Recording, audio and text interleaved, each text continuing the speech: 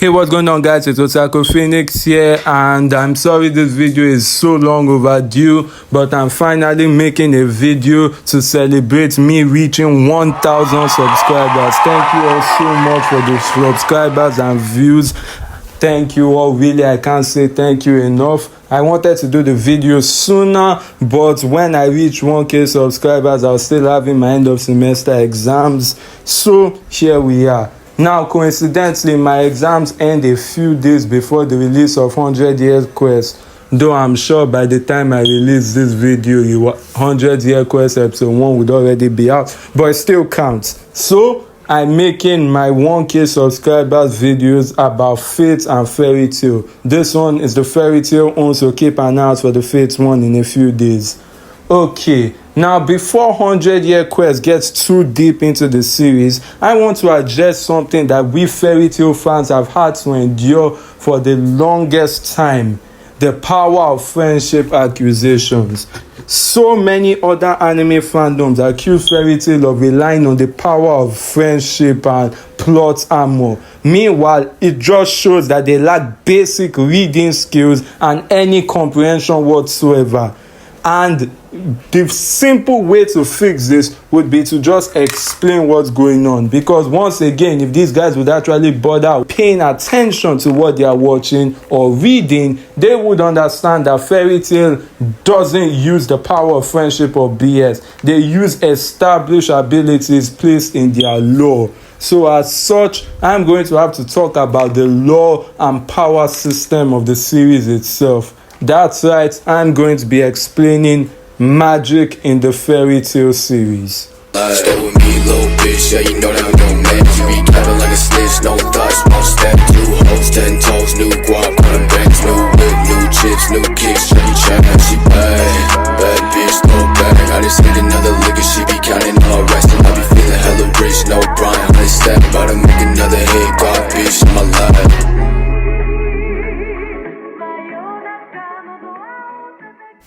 Magic, a unique ability wielded by certain individuals, allowing one to display great supernatural powers beyond mortal limitation. Magic in itself isn't an unfamiliar concept to the world as of now, thanks to various medias like board games, video games, comics, movies, novels. Fantasy has never been more popular in modern day. But there is one series named after one guild filled with a bunch of eccentric people that doesn't get enough credit for its somewhat unique interpretation of magic. And of course, I'm talking of none other than Fairy Tail. Now, what exactly is magic in Fairy Tail? It was explained by Makarov in chapter 2 or episode 2 for those of you who don't like reading what magic is. Magic is gotten by the process of connecting one's soul to nature. Zverev gave us a deeper understanding of this. Basically, wizards in Fairy Tail connect their souls to nature in order to join ether nanoparticles, which are magic particles that pretty much make up everything in the Fairy Tail verse. It's literally their equivalent to regular energy. Like, you know, Einstein's equation E equals to mc squared, that shows how energy and matter are always related. Yeah, ether nano is the energy of the Fairy Tail verse. It makes up everything from physical matter to even fabrics of concepts such as time and space are all made up of ether nano. Everything that exists in nature in the Fairy Tail world is made up of these particles. When mages connect to nature using their souls, they draw in this ether nano into their body. Their body then converts that ether nano into magical energy, allowing them to reproduce or manipulate certain natural phenomena. That is magic in Fairy Tail. And another thing to note is that one's emotions play a very big factor in magic as a whole. Sometimes they can even determine which magic a person will wield. But why? Well, some will say for power of friendship, plot armor, BS. And those people are just turning up their brains whenever fairy tale comes on, because they're just used to everything being spoon-fed to them. But Mashima actually leaves a bunch of clues that explain why one's emotions play such a big deal in magic as a whole. This is because, as I said earlier, magic is gotten from connecting a person's soul to nature in order to join eternally. But what is the soul? The soul is a metaphysical concept that could honestly take an entire video to explain. So I'm just going to focus on how do we know one has a soul? What is something that is shown throughout all of anime and even all of fiction that is displayed to show this character has a bright, passionate soul? Their emotions. Emotions are literally a gateway to a person's soul. This is why characters or people who have been through traumatic events and are described to be soulless or lifeless don't display emotions. One's emotions are literally a gateway to the person's soul. As such, emotions influence our souls, they influence our spirits, therefore influencing our magic. This is why certain characters, when forced into certain situations, sometimes get power-ups through their emotions.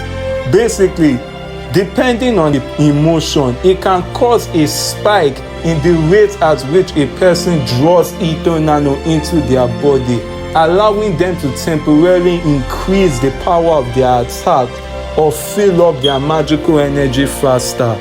So no, it is not power of friendship, plot armor BS. It is an established part of the fairy tale system. Your emotions play a factor in a fight as well. And this is even based in real life. Like, y'all should know what a rage boost is. People who are angrier in a fight are just naturally tend to be stronger in a fight.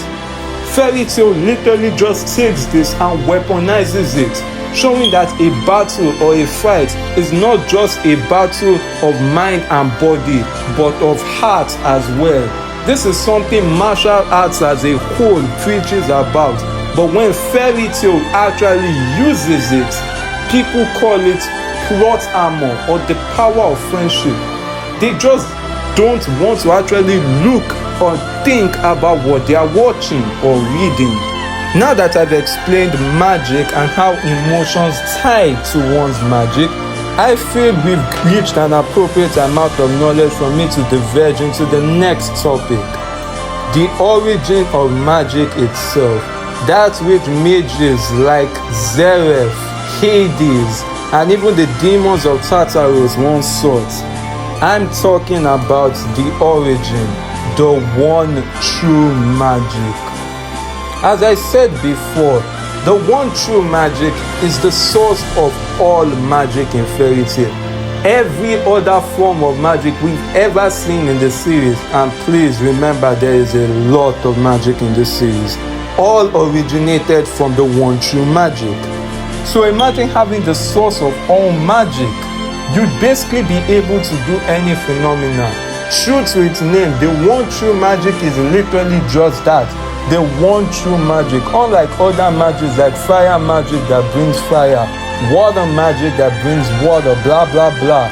The one true magic is magic that can literally be applied to anything. Anything the user wants it to do, the one true magic should be able to do it. It would literally just be like the power of miracles in itself, the power to bring forth miracles. That in itself can be said to be the one true magic. But as I said earlier, emotions play a key into one's magic. And the source of all emotions, something fairy tale hints on greatly ever since the first episode and first chapter, is that there is one emotion that trumps all. One that can even be said to be the source of emotions in itself.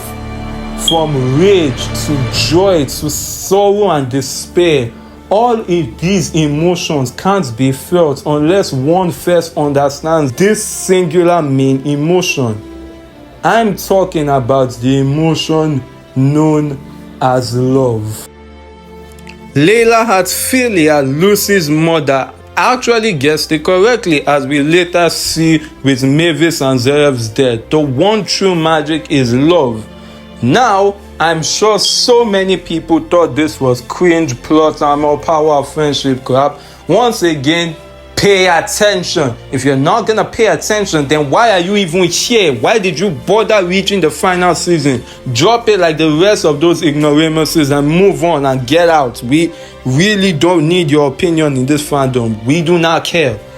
Now, the reason the one true magic is love is because, as I've explained, without love, one can't even really be said to feel any other emotion. Love and hatred are pretty much two sides of the same coin, so they don't exist without each other. Joy, I don't think I need to explain the relationship between love and joy. Even sorrow and despair is usually gotten from losing the things you love, losing the things you enjoy, the things you care about. Even if you take joy in watching other people feel despair, that's still love in its own way. A twisted form of love, don't get me wrong, but it is still love. As love in itself can be said to be the source of all emotions, and emotions tied directly into magic, it would only make sense that the source of all emotions would also be the source of all magic. This is why love is the one true magic, the ability to manifest pretty much any miracle. But what separates, apart from being the origin of all magic, what separates magic from the one true magic? Simple. And for that, we're going to go into the final topic of this video: the direct offshoots of the one true magic. They've never been officially called this, but it's just a way to help you all understand. Basically, there are some particular types of magic that can be said to have directly originated from the one true magic. Yes, I know all magic came from them, but these were pretty much like the first. They haven't been diluted down into other processes. One key thing about the one true magic and its offshoots is that, unlike with regular magic where one has to draw Ether Nano into their body, then convert that into magic power, with the one true magic and its offshoots, one doesn't need to draw an Ether Nano. By simply connecting their spirits to nature, they can then use their emotions to manipulate the natural world or reproduce natural phenomena. Therefore, this is why beings like Zeref and the members of Tartarus are immune to magic cancelling items like the cuffs that the Wizard Council places on their criminals. Examples of these beings are, as I've said, the demons of Tartarus, known as the Ethereos. The reason they can do it is because Zeref has literally explained he created the Ethereos from Ether Nano. Their bodies are literally just crystallized Ether Nano. They don't need to join Ether Nano into themselves. They are Ether Nano. So they are able to manipulate it naturally. More offshoots from the one true magic would be Zeref's Curse of Contradiction, a black magic directly fueled by Zeref's sorrow and despair. And another would be Natsu's Flame of Emotion. Now, I know I said the direct offshoots were gonna be the final topic, and they still technically are, but I'm going to have to go into Natsu's Flames of Emotion a little more deeply, so stay tuned. Now, as I was saying before, however, it also plays into why Zeref considered the Ethereos failures. As the Ethereos are beings, demons if you will, they are kind of emotionally stunted. We see this with even their leader, Mad Gear, outright stating he has discarded some of his emotions, and only during the events of the series were some like anger and such starting to return. This is why Zeref considered the demons of Tartarus failures or too weak to beat him. Because technically enough, though being superior, they are still inferior to humans. Their powers rely on their emotions, but they are emotionally stunted. As such, they will never be able to truly bring about the full power of their ability. They will always be held back by the fact that as demons, as they are inhumane, they struggle to feel and understand emotions, with only very basic and negative ones like anger and such being able to manifest in demons. This is why Zeref noted Natsu as his greatest creation. END. Not a demon born from physical ether nano like the rest of the Ethereals, but a demon born from a human. Humans, unlike demons, aren't emotionally stunted. We'll be able to make full use of our emotions and our power. As such, this is why Natsu is considered the greatest of them, despite never even being shown to have fought in his ethereal state. Because the one weakness the Ethereals have, Natsu does not. He is not emotionally stunted. So yeah, basically, Natsu's flames of emotions are the ability given to him from being an Ethereus or a demon of the Book of Zeref. This is literally noted in chapter 6 or 7. I'm not fully sure the chapter number, but bear with me. Every god literally notes that Natsu's emotions seem to directly manifest as his flames, citing it as the flames of emotions, but that there is no way Natsu should be able to know such ancient magic. And we know for a fact that the only magic Natsu has ever learned was Dragon Slayer magic. So how does Natsu have the flames of emotions? As I said, this was the ability he gained from being resurrected as one of the demons of the books of Zeref.